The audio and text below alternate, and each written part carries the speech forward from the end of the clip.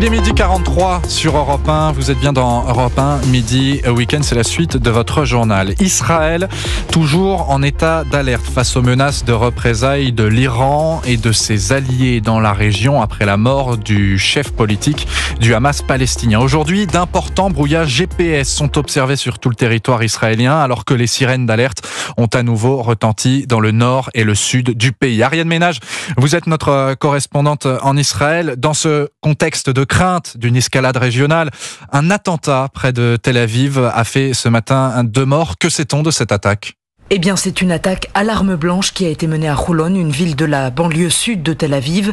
Tôt ce matin, l'assaillant armé d'un couteau s'en prend d'abord à un jeune homme de 26 ans, le blesse, puis il poursuit son chemin et attaque 3 personnes âgées à quelques centaines de mètres de là.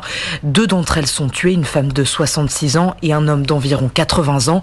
Une autre est grièvement blessée et transportée vers l'hôpital le plus proche. Enfin, un policier intervient et l'auteur présumé, un Palestinien de Cisjordanie, est abattu.